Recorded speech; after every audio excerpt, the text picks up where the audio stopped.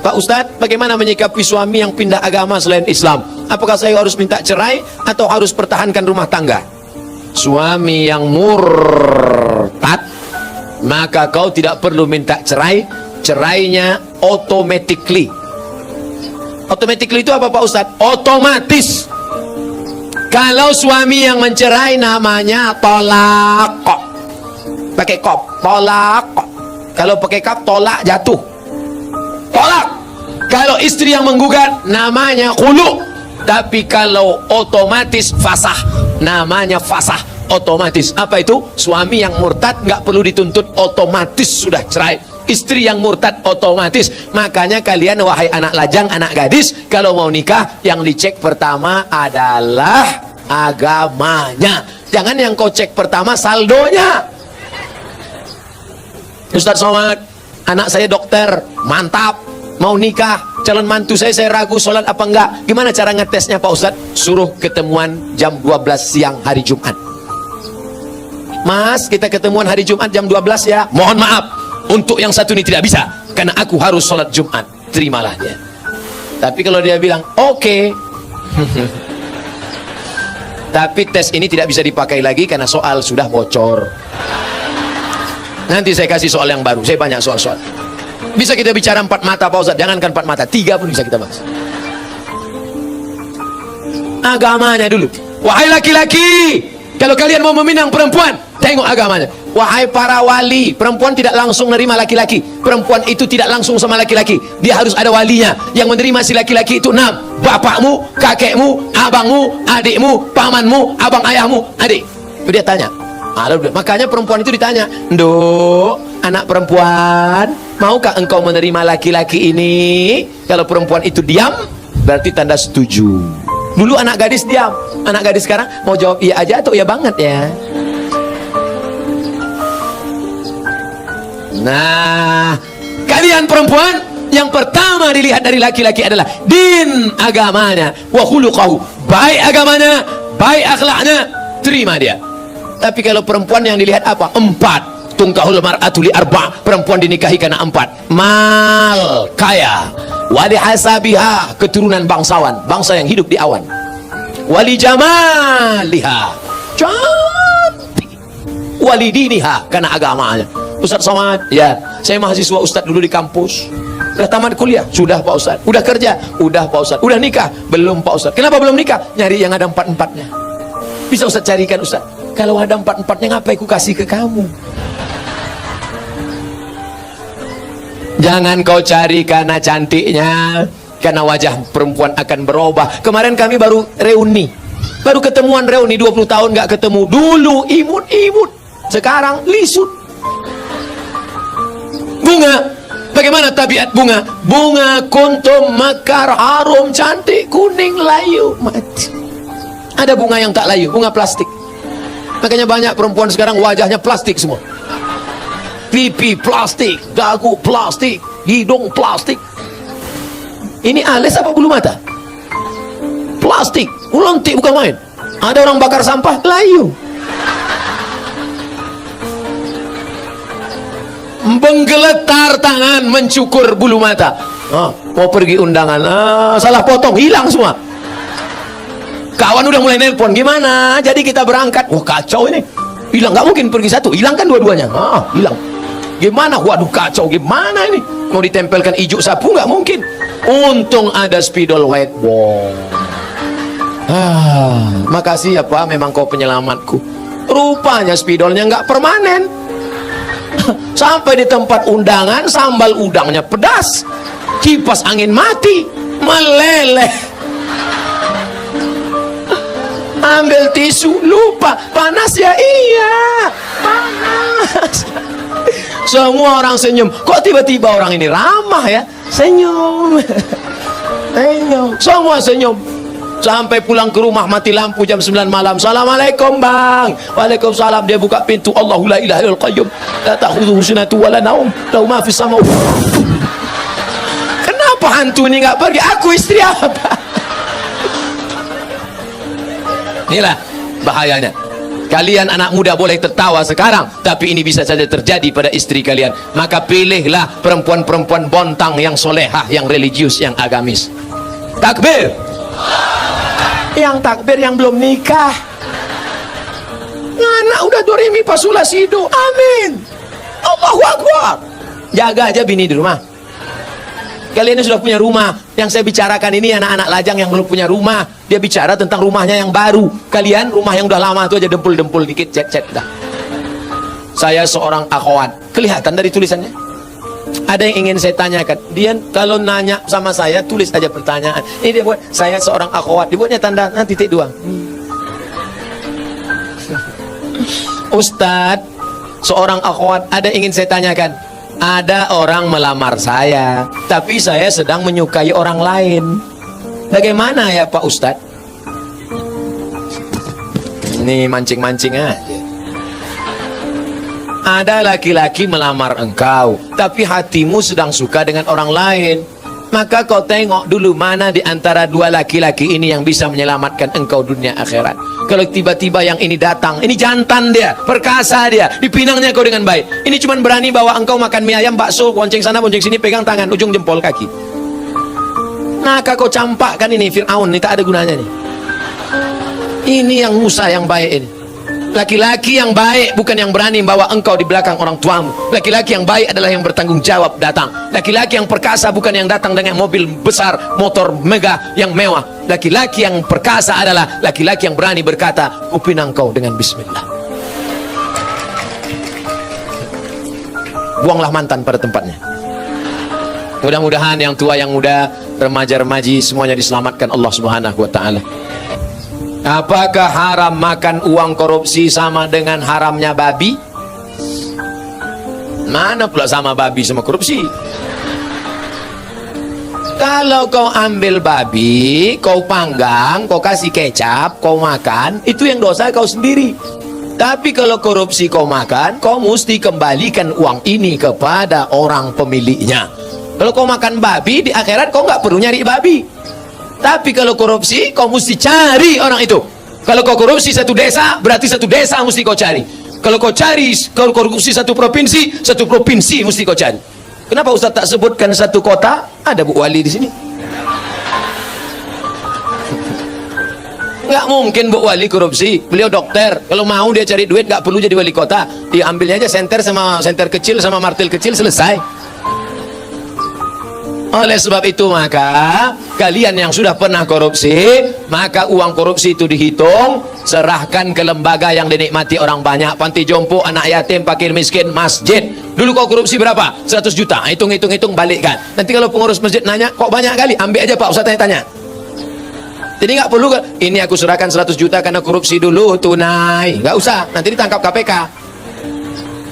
Jelas?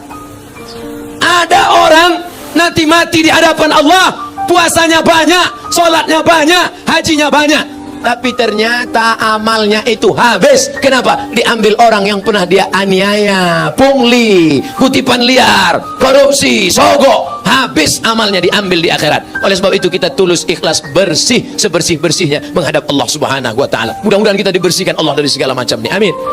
Hidup ini bukan sebentar, bukan lama saudaraku. Hidup ini hanya sejenak saja. Seperti orang yang bernaung di bawah pokok kayu sementara hujan. Hujan berhenti, kita pun berlalu. Habis ini kita akan pindah ke alam barzah, alam kubur. Setelah itu kita pun akan masuk dalam surga Allah. Mudah-mudahan kita diselamatkan dari neraka jahanam. Amin. Apa yang harus saya lakukan ketika ibu saya selingkuh sudah 3 kali kedapatan? Apakah saya boleh membenci dan memarahinya? Apa yang sebaiknya dilakukan bapak saya, Pak Ustadz? Engkau dulu lahir ke dunia ini lewat rahim ibumu atau lewat tabung gas 9 kilo? Apakah bisa kau katakan, Mama, aku tak pernah? Tidak pernah, kita pernah lalu di perutnya, lalu di rahimnya, dan dia meregang nyawa. Itu tidak bisa kau pungkiri. Oleh sebab itu, bahwa dia bersalah, ya, tapi kesalahan dia tidak membenarkan kedurhakaan engkau.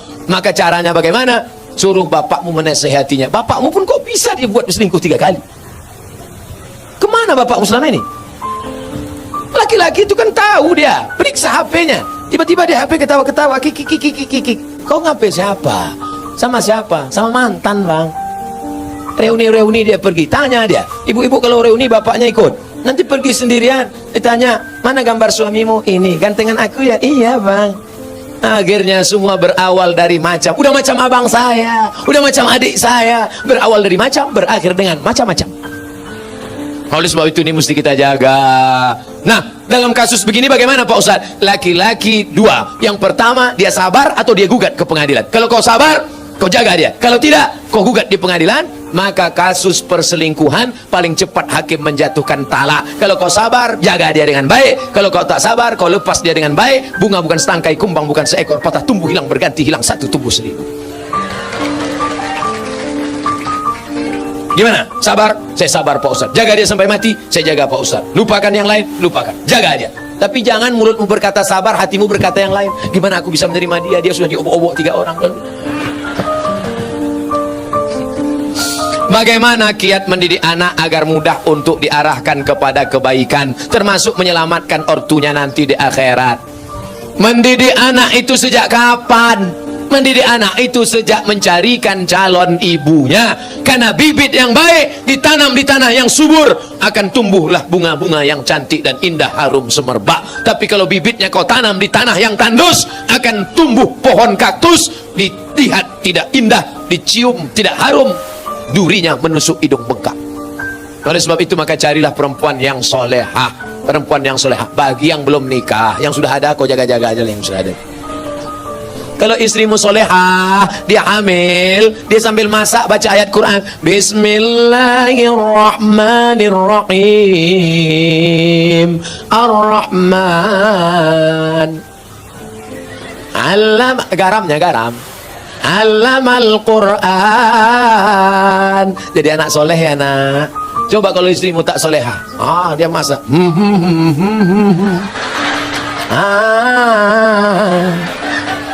garam tak ada.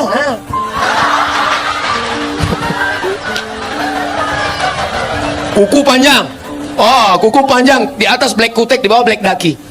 Dimasaknya kau bakwan. Sebelah kiri pula tuh. Enak bakwan mama ya? Iya. Makanya kalian cari yang solehah. Setelah anak lahir, selama mengandungkan itu apa yang dia baca? Dia baca surat Yusuf. Datang ke Kiai, Pak Kiai, gimana supaya anak saya baik? Baca surat Yusuf. Maksud Pak Kiai supaya anaknya nanti imannya kuat seperti Nabi Yusuf, diajak berzina oleh Zulaikha tapi nggak mau. Rupanya dia salah sangka. Disangkanya anaknya ganteng macam Nabi Yusuf. Begitu lahir hitam pendek, marah sama Pak Kiai. Pak Kiai, kenapa anak saya seperti ini? Kenapa nggak seperti Nabi Yusuf? Suaminya mana? Ini suaminya Pak Kiai. Iya sama.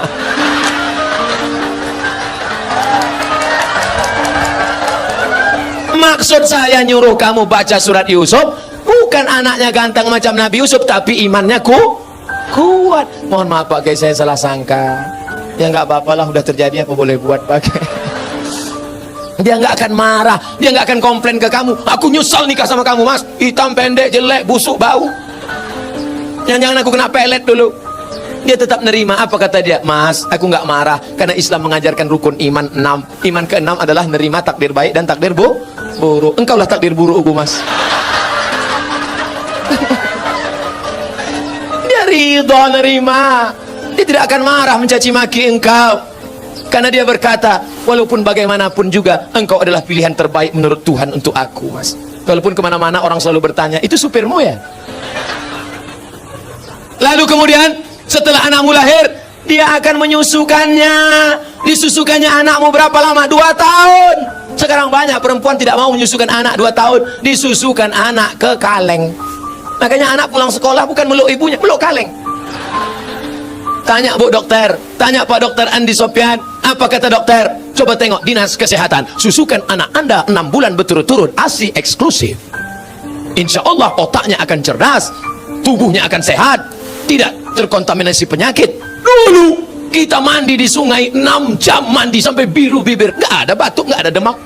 Air susu ibu membuat kita kuat, imun kita sehat. Anak sekarang ngelihat mendong aja bersin. Ikatan emosional dekat. Anaknya disusukan ibu. Ibu yang menyusukan anak untuk menghindari kanker payudara. Ibu yang menyusukan anak sekaligus keluarga berencana. Ibu yang menyusukan anak, kedekatan emosional antara ibu dan anak. Makanya anakmu jauh, dia tetap nelpon, mama mau makan apa, nanti adik bawakan makanan ya. Anak yang tidak kau susukan, kau titip uang pun dia lupa. Mana titipan mama tadi? Nggak ingat, ma, lupa. Jangan heran. Kenapa? Karena hubunganmu dengan dia sudah lama putus. Lalu kemudian setelah itu dijaganya. 2 tahun pertama susukan. 2 tahun kedua lari-lari, lompat-lompat. 2 tahun ketiga mulai dia mengajarkan surat-surat pendek. Anak sambil motong-motong bawang, motong-motong cabai. Bismillahirrahmanirrahim. Qul huwallahu ahad. Akhirnya dia ajak sholat. Sekarang kita ketemu perempuan di tepi jalan, umur 5 tahun, lipstiknya tebal, rambutnya pirang 3 warna, merah, kuning, kelabu, kuteknya merah. Kira-kira anak umur 5 tahun ini yang ngajar siapa? Emaknya. Al-madrasatul ula. Ibu adalah pendidik pertama. Sekolah sebelum S1, S2, S3, pendidik kita yang pertama adalah ibu. Tadi waktu saya makan, ada anak kecil berjilbab panjang, Ustadz, anak kecil mencium tangan saya, anak kecil ingin duduk dekat saya. Kenapa? Karena anak-anak ini dilahirkan oleh ibu-ibu yang soleha. Di mana ibu-ibu soleha itu berada? Di Bontang. Wahai laki-laki yang ingin mendapatkan istri soleha, datanglah kalian ke Bontang. Yang sudah nikah jangan lagi. Lalu Pak Ustadz, selanjutnya, sampai kapan anak ini engkau jaga? Perempuan tidak pernah berhenti bertanya, kamu sedang di mana, jalan sama siapa, pulang jam berapa, duitnya kemana mana. Ketika perempuan berhenti ngomel, berhenti merepet, berhenti bicara, saat itu kiamat sudah terjadi pada anak-anak kita. Jangan sampai diam saja. Bu, saya bawa anaknya ya, bawalah. Sampai pagi ya bu, enggak apa-apa. Anaknya hamil bu, ya enggak apa-apa. Jangan sampai. Kalian laki-laki harus gagah perkasa, perempuan juga harus menjaga. Pak, saya bawa anaknya sebentar jalan-jalan ke kota. Jangan. Ibu juga harus begitu. Bu, kami bawa. Jangan. Jangan sampai bapak bilang jangan. Sekali tidak, tidak. Datang ibu dari belakang, bawalah. Kita dulu lebih parah daripada itu. Rusak anak-anak kita. Harus kita jaga generasi ini, insya Allah. Saya seorang mu'alaf. Suami menyuruh saya mengaji dan memanggil guru ngaji, tapi suami tak pernah sholat. Bagaimana supaya suami saya mau sholat? Kasihan kali bu. Ditinggalkannya omaknya, ditinggalkannya ayahnya, ditinggalkannya agamanya untuk mengikut kau, wahai laki-laki. Tiba-tiba kau yang diikut pula mayat berdiri. Kan kasihan kita itu. Oleh sebab itu kupesankan kepada kalian, wahai laki-laki, kalau kalian sampai merubah akidah anak orang sudah bagus, tapi kalian mesti menjadi imam. Mungkin belum pandai belajar mengaji, datangi guru mengaji. Ustaz, saya malu nih Ustaz, istri saya mu'alaf, saya mau belajar ngaji Ustaz, tapi saya belum paham. Bisa Ustaz ajari saya 4 mata, jangan tahu orang yang lain malu saya. Kata Ustaz, jangan kan 4 mata, 3 pun bisa baca. Utlubil ilma minal mahdi ilal lahdi. Tuntutlah ilmu dari buayan hingga ke liang lahat. Ya ayyuhalladzina amanu, ay para suami, laki-laki, qu anfusakum, jaga dirimu, wa ahlikum, istrimu, anakmu, naro, dari api neraka. Laki-laki, perempuan, siapa kepala rumah tangga? Laki-laki apa perempuan? Laki-laki. Siap jadi laki-laki? Banyak yang tak siap laki-laki nih. Banyak sekarang laki-laki tak siap jadi laki-laki. Badan berotot, tegap, kumis melintang, melambai. Kau laki-laki apa perempuan? Eka sebenarnya perempuan, terjebak di tubuh laki-laki. Di mana alamat kau? Jalan Nibung.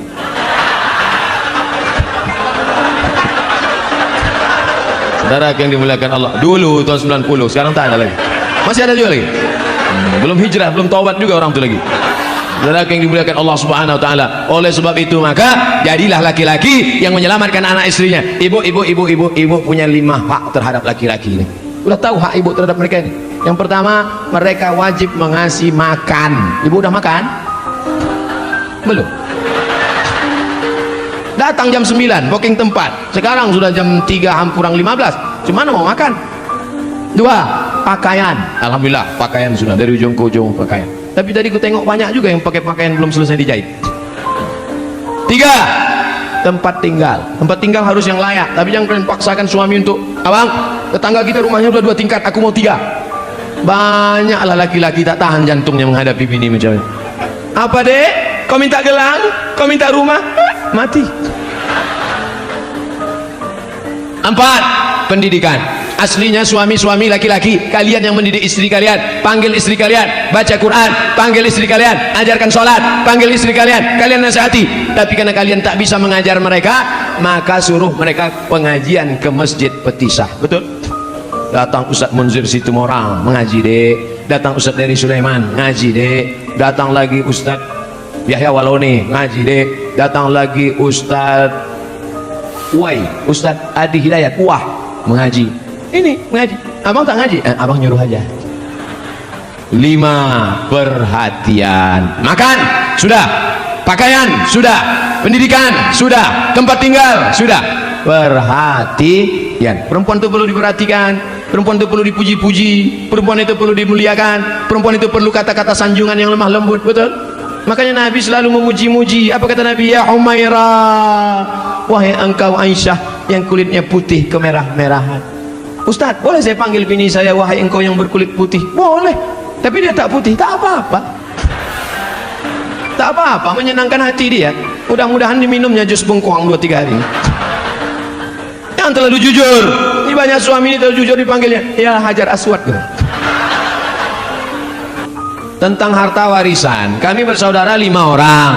Masing-masing sudah dapat warisan dari orang tua. Salah satu saudara saya belum berumah tangga dan sekarang beliau sudah meninggal. Sebelum meninggal beliau menyerahkan harta warisannya kepada saya, tapi keluarga yang lain tidak setuju. Bagaimana penyerahan itu Pak Ustadz? Adik-beradik 5 orang, 1, 2, 3, 4, 5. Yang 4 sudah menikah, yang 1 anak lajang. Kalau dia meninggal, anak lajang meninggal, kemana harta warisannya? Harta warisan anak lajang yang tak punya anak, yang tak punya bini, maka dibagikan kepada saudara kandung. Tinggal 100 juta, kami tinggal berempat, 25, karena sama-sama laki-laki. Kalau ada perempuan saudara kandung, lidzakari mithlu hadzil unthayain, anak laki-laki 2 kali bagian anak perempuan. Tiba-tiba ada satu saudara, kata dia, aku sudah dikasihnya, akadnya dulu apa? Kalau akadnya hibah sah, mana hitam di atas putih. Makanya kalau memberi hibah harus ada tanda tangan dengan materai 6.000 dan saksi. Kalau tak ada, maka balik kepada hukum bagi menurut hukum faraid. Kalau ada surat wasiat, kalau aku mati, harta warisanku semuanya aku bagikan kepada si fulan. Hukum wasiat tidak boleh semua harta. Hukum wasiat paling banyak 1/3 harta. Jadi kalau di total hartanya 100 juta, wasiat hanya terjadi 33 juta. Yang 66 tetap dibagi kepada ahli waris. Jelas? Bagaimana memperoleh ridho suami yang suka menggunakan berbagai macam kartu kredit? Ini bertanya apa curhat? Saya harus tidak memasak, padahal bahan-bahan yang dibeli dari kartu kredit. Suami tersebut susah mengendalikan pandangan mata. Akhirnya pernah terjadi perselingkuhan. Semua perilakunya sudah dinasihati, tapi dia masih melakukan di belakang saya. Mohon doa dan solusinya Pak Ustadz. Ibu, kalau ibu sudah pengajian, jangan ibu menceramahi suami ibu. Jangan pulang dari sini, pulang ke rumah, abang sini sebentar, ada yang mau kusampaikan. Assalamualaikum warahmatullahi wabarakatuh. Bukan begitu. Dalam Islam ada perwalian. Ibu punya wali 6 orang. Wali ibu ada 6. Pertama ayah, yang kedua atuk, yang kedua ketiga abang, yang keempat adik laki-laki, yang kelima abang ayah, yang keenam adik ayah laki-laki. Melaporlah ke 6 wali. Wali bukan cuman hanya wali saat nikah saja. Saat suami terjadi sesuatu, maka wali memanggil suami. Kreditor, sini kau sebentar. Cutman, sini. Cutman dia. Lelaki kartu, saking banyaknya kartu kreditnya. Sebentar, aku dapat laporan kabarnya kau asik main kartu kredit saja, banyak utang piutang keliling pinggang. Sudahlah begitu kau selingkuh pula. Ini keponakan kami ini bukan dapat kau di tong sampah, dulu kau pinang baik-baik. Oleh sebab itu maka suami mesti dikasih SP1, surat peringatan pertama. Jangan lupa wali yang berbicara, kita semua saling mendoakan. Di akhir majelis nanti kita doakan mudah-mudahan lembut hatinya insyaallah. Amin. Mana yang lebih dipilih, istri atau emak? Karena saudara saya tidak pernah mau mengakurkan terhadap ibu. Sakit hati istrinya sudah hampir kepada ibu saya. Gimana nih Pak Ustadz? Apa kata perempuan yang soleha? Aku milik suamiku, suamiku milik ibunya. Tidak ada sorga kecuali di tapak kaki ibu. Oleh sebab itu jangan lawan ibu. Makanya kalian yang lajang-lajang sebelum menikah, berani kalian berkata kepada dia, Adinda, aku mau nikah sama kau, you want to be a second woman, tapi kau akan menjadi perempuan yang kedua. What? Jadi kalau begitu aku istri yang kedua. Istriku satu kau, tapi perempuan yang kedua adalah, yang pertama adalah ibuku. Bangga kita melihat preman tegap berotot bertatu, tapi tatunya tertulis di sini, I love Ahmad Den.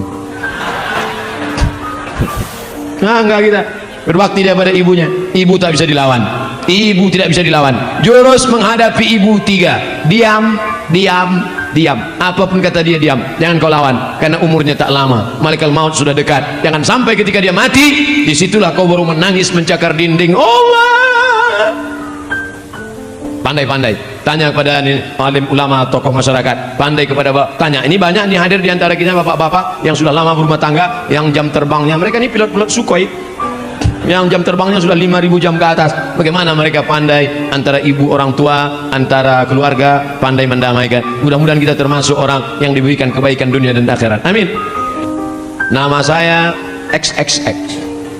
Saya tidak ingin bertanya, hanya saya mau bilang baru-baru ini saya mimpi berjumpa Ustadz.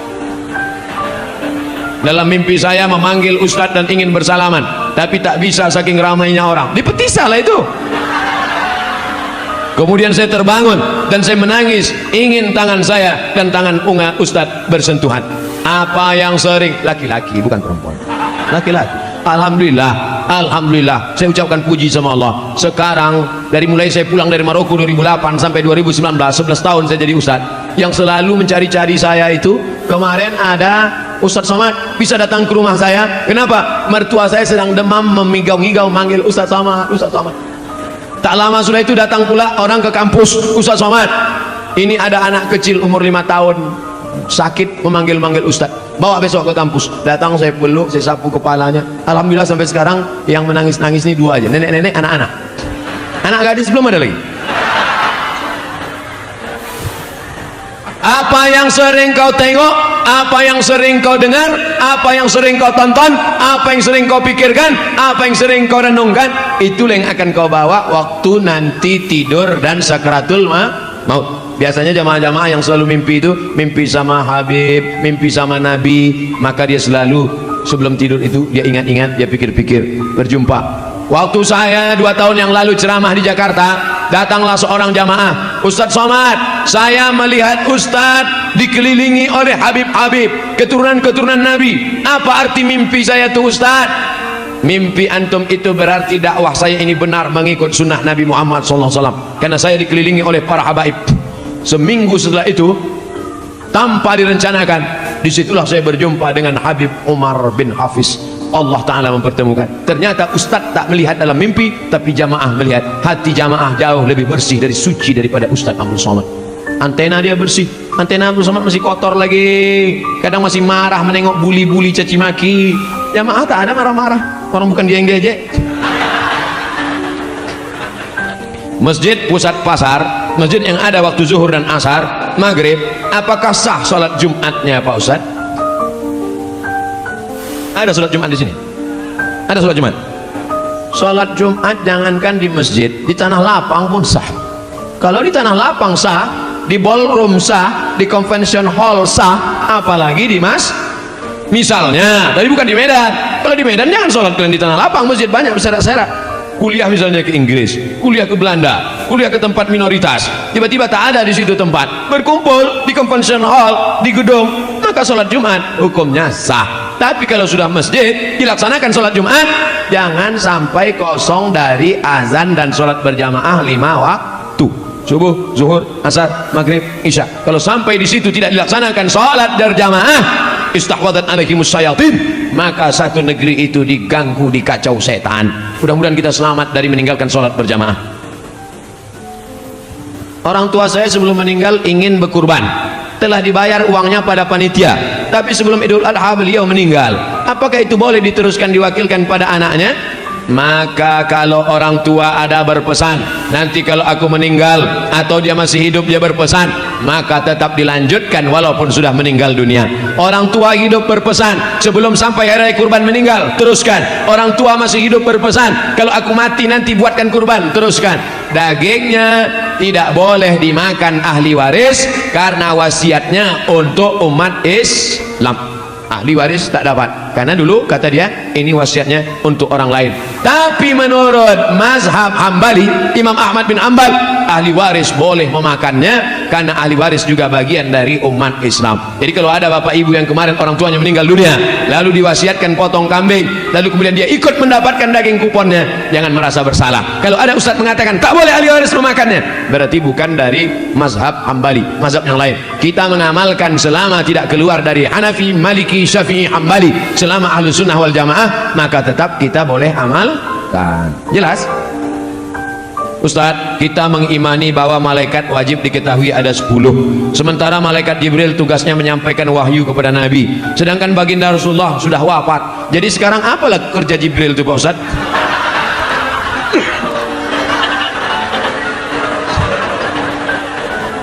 Jibril, Mikail, Israfil, Israel malaikat maut, kiraman katibin, raqib aktid, mungkar nakir, malik ridwan. Itu pelajaran anak TK. Sekarang saya sebutkan, innalillahi malaikatan, Allah punya malaikat. Malaikat itu kerjanya yatufuna alal ar, malaikat berkeliling di atas muka bumi. Kalau malaikat menengok ada majelis zikir, dipanggilnya malaikat-malaikat yang lain, halumu ila hajatikum, mari kemari. Ada tak malaikat yang saya sebutkan mencari majelis zikir ini dalam yang 10 tadi? Tak ada. Jangan batasi malaikat hanya cuma 10. Yang 10 itu untuk memudahkan anak TK belajar, anak sekolah. Malaikat tak berbatas. Contoh kedua, inna ahadakum yujma'u khalquhu fi batni ummihi 40 yawman nutfah. Kamu diciptakan dalam perut ibumu 40 hari dalam bentuk air, sperma, 40 hari dalam bentuk darah, 40 hari dalam bentuk daging. Tsumma yursalul malaku, kemudian datang malaikat membawa rohmu dari alam arwah masuk ke dalam alam rahim. Ada disebutkan nama malaikat yang membawa roh itu? Tak ada. Maka malaikat itu jumlahnya banyak. Apa tugas pokok malaikat itu? Tengok dalam surat Al-Baqarah. Wa nahnu nusabbihu bihamdika wa nuqaddisu lak. Tugas malaikat pokok, tupoksi. Tugas pokok fungsi malaikat adalah bertasbih. Ada malaikat yang sejak diciptakan sampai hari ini bertasbih tak bangkit-bangkit, subhanallah walhamdulillah wa la ilaha illallah wallahu akbar. Ada malaikat 70.000 malaikat masuk setiap hari dikeliling mengelilingi Ka'bah di bawah, di atas itu namanya wal baitil ma'mur, rumah yang dimakmurkan. Jibril malaikat berkeliling bertasbih subhanallah walhamdulillah wa la ilaha illallah wallahu akbar, subhanallah. Malaikat berkeliling di atas. Adam alaihissalam rindu ingin menengok Baitul Ma'mur.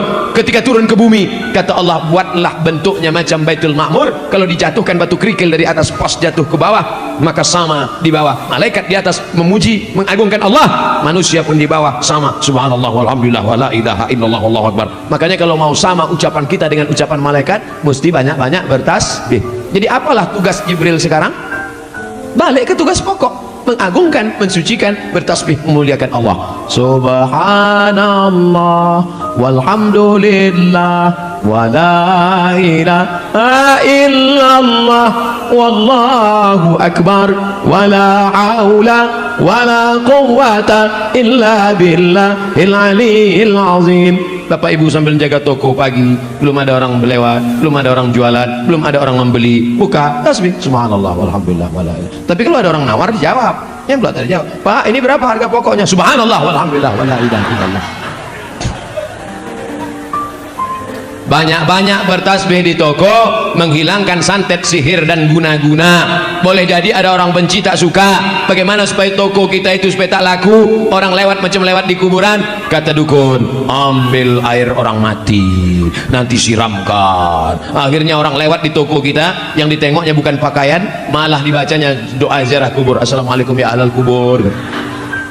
Bagaimana caranya supaya toko ini mati? Kau ambillah tulang kukang. Sebagaimana kukang itu malu menengok orang, begitu pula lah yang punya toko itu malu menengok pembeli, akhirnya tutup mata saja. Maka guna-guna ini pagi, sebelum pagi awal masuk membuka, baca Fatihah sekali, qul huwallahu 3 kali, qul bil falaq sekali, qul bin nas sekali, ayat kursi sekali. Habis itu barulah isi dengan tasbih. Ingat, Fatihah sekali, qul huwallahu 3 kali, qul bil falaq sekali, qul bin nas sekali, Fatihah sekali, qul huwallahu 3 kali, qul bil falaq sekali, qul bin nas sekali, ayat kursi sekali. Pagi-pagi pas pertama masuk. Mudah-mudahan Allah Ta'ala jauhkan dari santet, dari sihir, dari guna-guna dan lain sebagainya. Karena sampai hari ini masih banyak pengikut www.hantu.com. Asuransi komersial halal atau riba Pak Ustaz? Bukan asuransi Islam, asuransi komersial konvensional. Halal apa haram?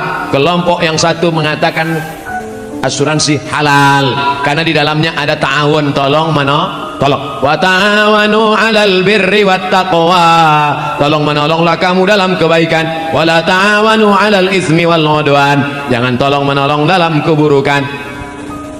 Peserta asuransi 100 orang, Bapak store 10 juta, 10 juta, 10 juta, 10 juta, 10 juta, 10 juta. Maka kalau store semuanya 10 juta kali 100 orang berarti berapa itu? 1 M. Betul. Terjadi musibah, maka seolah-olah saat itu ini sedang tolong menolong. Itulah ilat sebab hukum. Kalau ada ustadz yang mengatakan itu sebenarnya ada unsur tolong menolong, jadi boleh, kata fatwa yang pertama. Tapi kata fatwa yang kedua, asuransi haram. Di mana tak haramnya? Karena di situ ada gharar, gambling, judi, ketidakpastian. 10.000, 10.000, 10.000, 10.000, 10.000. Tak tahu tak siapa yang dapat. Tiba-tiba na'udzubillah mobil dia yang ditabrak yang listrik. Dapat. Enak aja dia.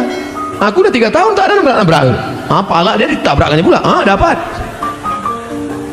Jadi kalau ada yang mengatakan asuransi itu halal karena dilihat dari unsur ta'awun, tolong menolong. Kalau ada yang mengatakan asuransi itu haram karena dilihat dari unsur gharar, gambling, judi, karena ketidakpastian. Dua hukum tentang asuransi. Ustadz pilih yang mana? Sampai sekarang saya tidak pakai asuransi mobil. Sampai sekarang tak pernah Ustadz kecelakaan. Bola balik, kadang menabrak orang, kadang ditabrak orang. Kalau ada ustadz mengatakan boleh, dipakainya fatwa pertama. Kalau ada ustadz mengatakan tak boleh, pakainya fatwa satu lagi. Dua-duanya bisa dipakai. Bukan kata Abdul Somad, kata Syekh Ali Jum'ah, mufti Mesir, dalam kitab Fatawa Al-Azhar, fatwa-fatwa Al-Azhar. Ustadz, gimana caranya meyakinkan orang tua kita tentang menikah muda?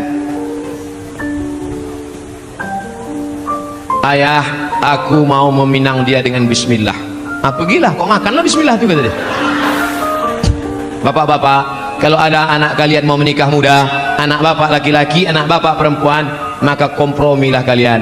Daripada mereka makan di daun, baguslah mereka makan di pinggan. Betul. Daripada mereka kumpul kerbau, kumpul sapi, kumpul kambing, baguslah mereka berkeluarga baik. Daripada mereka melakukan perbuatan maksiat, dosa, na'udzubillah. Jaga mereka baik-baik. Tengok almarhum Ustaz Arifin Ilham, umur 17 tahun dinikahkannya. Anak saya nanti saya tanya, kapan dia mau nikah? Aku nikahkan kau. Kapan kau mau nikah? Mana perempuannya? Mana? Tunjukkan biar ku pinangkan. Anak Ustaz masih kecil lagi. Kenapa begitu? Karena saya nikah lama. Kok tahu saya nikah itu bagus cepat-cepat? Pagi bersunat, siang nikah langsung.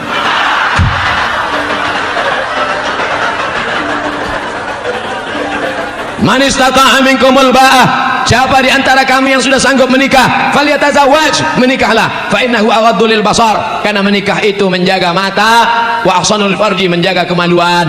Hafal dia Quran, terjaga hafalannya, terjaga matanya. Ini dibiarkanlah dia tak nikah-nikah, la ilaha illallah, menyiksa. Faman lam yastati, tapi kalau orang tua susah, miskin, tak ada anak lajang yang belum sanggup, fa alaihi bisawm, banyak-banyak kalian puasa sunat. Adik-adik mahasiswa, bagus kalian puasa sunat. Memang nafsu ada, tenaga tak ada.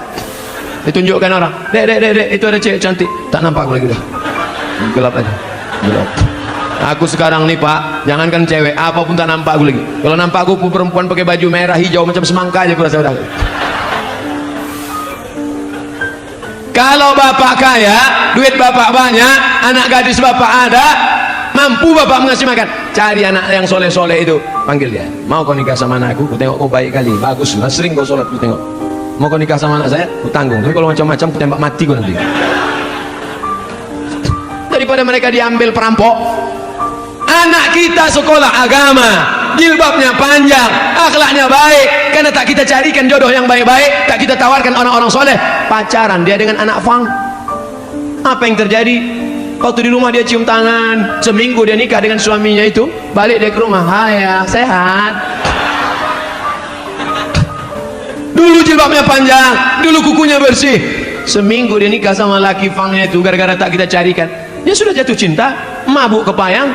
Akhirnya apa yang terjadi? Dilawannya kita. Gara-gara apa? Saya tidak menyuruh bapak memaksa anak bapak untuk menikah. Kita tak bisa paksa anak kita, tapi kita bisa kasihkan alternatif. Anakku, kau sudah kusekolahkan, kau sudah kukasih makan, kau sudah kukasih kuliah. Ini calon-calon laki. Kau mau yang mana? Ini ada gemuk, ganteng. Ini ada pula yang kurus macam Ustaz Somad. Ini tinggal kau pilih aja. Macam mana kau pilih? Sesuai. Nah itu baik. Nabi SAW dipilihkannya. Siapa itu? Itulah Sayyidina Ali menikah dengan Fatimahuz Zahra. Lahirlah anak-anak Sayyidina Al-Hasan, Sayyidina Al-Husain. Mudah-mudahan bapak dan ibu dapat menantu yang baik-baik insyaallah. Apa hukum kegiatan arisan judo-judo doa kudo dalam 1 juta dikeluarkan 25.000 untuk ketua? Pesertanya jelas.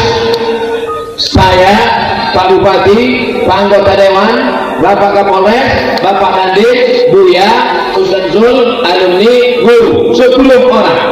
1 orang 100.000. Maka diundi keluar 1 juta. Kebetulan yang diundi pertama keluar kampung Somad. Maka akadnya waktu itu adalah akad hutang. Karena saya baru memasukkan 100.000, berarti saya berhutang 900 kepada 9 orang. Boleh. Tapi karena yang mengutip duit ini adalah salah satu, kan dia datang itu pakai ongkos minyak, tak mungkin dia naik setan, naik jin. Maka saya katakan untuk bermusyawarah kita, bagaimana kalau untuk ongkos minyak dia ini kita kasih 20.000, sepakat, tidak riba. Tapi yang jula-jula yang haram itu begini, datang orang ke rumah kita, ibu mau tak ikut jula-jula? Nah, nanti kalau menarik 1 juta, ibu cuma dapat 900. Itu sebetulnya jula-jula fiktif, pesertanya tak jelas, orangnya tak ada. Itu adalah rentenir riba pakai baju jula-jula. Gimana? Jelas? Kalau yang model pertama, jelas pesertanya, tahu orangnya, memang betul hitungannya 10. Betul. Tapi kalau jula-jula fiktif, pesertanya tak tahu, takut siapa, entah orangnya mana, akarnya tak jelas. Itu sebetulnya riba rentenir, tapi pakai baju jula-jula. Hati-hati. Saya memiliki ruko. Lagi. Awak mencari ruko, nyuruhnya ruko. Ruko ada 10. Mati awak, api diambil anak-anak. Cuma lagi kan cia juga. Betul? Ruko dia sepangat, itu ruko yang ada di sana, saya katakan. Ruko siapa? Entah. Pasti kan itu punya awak. Saya punya ruko Pak Ustaz, 1 tahun 10 juta. Apakah saya wajib mengeluarkan zakatnya Pak Ustaz? Zakat pendapatan di total semua. Gaji sebulan sampai juta, 1 tahun sampai 8 juta. Ditambahkan ke ruko tadi 10 juta, 50 sampai juta. Ditambahkan lagi uang tunjang, uang sikut, uang sujud, uang tanduk, uang sifat. Maka di total selama setahun 100 juta. Zakatnya 2,5%. Kalau zakat 100 juta 22,5%, maka zakatnya 2,5 juta. 100 juta disimpan di dalam dompet, dompetnya dikunci. Disimpan di dalam laci, lacinya dikunci. Disimpan dalam lemari, lemarinya dikunci. Disimpan di dalam kamar, kamarnya dikunci. Disimpan di dalam rumah, rumahnya dikunci. Disimpan di dalam komplek, kompleknya dikunci. Tabaka habis. Oleh sebab itu keluarkan zakatnya 2,5% di total dengan yang lain. Saya tidak akan periksa harta bapak ibu masing-masing. Kita beriman kepada Allah. Allah melihat. Semoga Ustaz selalu dalam keadaan sehat. Amin. Dalam pernikahan adat Jawa ada yang namanya sungkeman. Itu di Jawa apa di Sumatera Barat?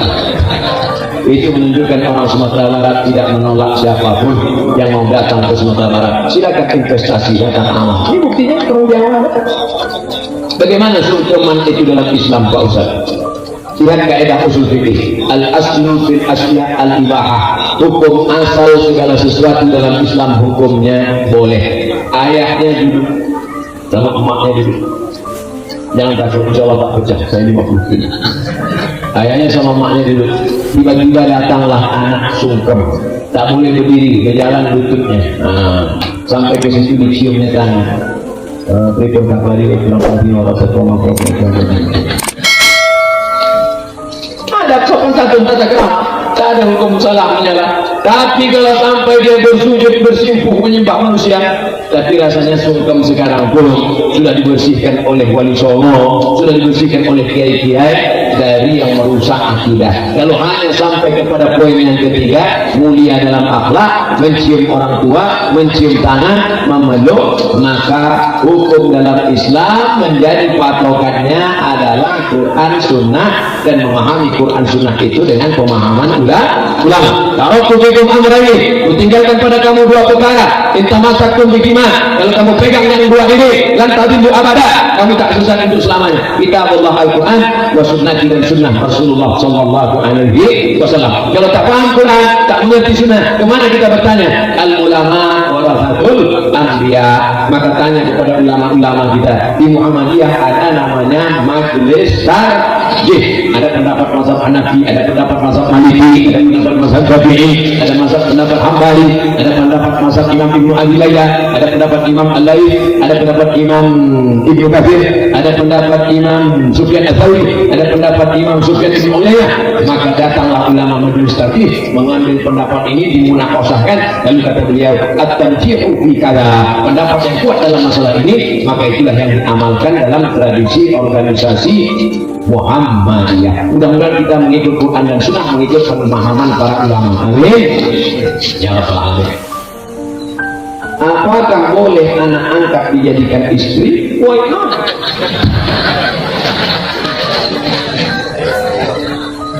Bapak kalau mau punya anak angkat, cari keponakan bapak yang perempuan. Bapak kalau mau punya anak angkat, cari keponakan bapak yang perempuan, maka dia menjadi mahram bapak. Ibu kalau mau punya anak angkat, cari keponakan ibu yang laki-laki. Tapi kalau bapak cari anak angkat anak orang lain yang tak ada hubungan mahram dan tidak disusukan oleh istri bapak, masalah berawal dari anak angkat lama-lama menjadi bini angkat. Ada bini angkat, Ustaz? Ada 3 masalah anak angkat. Yang pertama, hukum adopsi di Indonesia menjadi bermasalah pada anak angkat ada 3. Yang pertama, anak angkat dipakai nama ayah angkat dalam penulisan BIM, haram. Ud'uhum li abaihim, pakai ayah kandung, tak boleh angkat. Wa aqsatu inallah, itu lebih adil di hadapan Allah. 2, banyak ayah angkat ketika mau mati meninggal dibuatkan surat wasiat semua harta untuk anak angkat. Nanti kalau aku mati semua hartaku untuk anak angkat, adapun saudara kandungku itu selot jepit pun jangan kasih. Haram hukumnya. Anak angkat hanya boleh dapat wasiat tak lebih dari 1/3 harta. Kalau lebih daripada itu haram. Yang ketiga, yang jadi masalah adalah kalau bapak punya anak angkat, nanti bapak berdua-dua di rumah dengan dia. Ibu punya anak angkat, ibu pun berdua-dua, tak ada mahram. Haram. La yaqulan rajulun ma'amrati illa ma'azi mahramin. Tak boleh berdua-duaan tanpa mahram. Tapi dia udah macam anak saya Pak Ustaz, dia udah macam ayah saya. Berapa banyak berawal dari macam, berakhir dengan macam-macam. Ingat, setan datang. Setan datang dari depan, dari belakang, dari kanan, dari kiri. Tak 1-2 kejadian, terlalu banyak untuk diceritakan. Tonton di YouTube, lihat, baca di koran, di internet, kejadian tentang ayah angkat, anak angkat ini. Maka kita jaga keluarga daripada perbuatan yang haram. Apa hukumnya kuburan didatarkan Pak Ustaz? Kamu tak berani menjawab pertanyaan itu, mesti diseleksi oleh alumni Al-Kausar. Kalau ditanya, itu masalah yang bantu-bantu dengan patah, dipanggil orang yang miskin. Kuburan itu tak boleh lebih dari sibah sejengkal.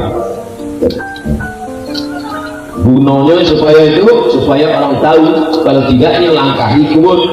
Li ayyadilisa ahadukum ala jamratin minan nar, duduk di atas bara api neraka, khairun, lebih baik min ayyadilisa ala qabrin, daripada duduk di atas kubur. Tak boleh melangkah kubur, maka dibuatkan sejengkal tingginya, 1 batu di kepala, 1 batu di kaki, sebagai menunjukkan bahwa itu makam kuburan. Kalau dikatakan nanti orang tak tahu ini makam siapa,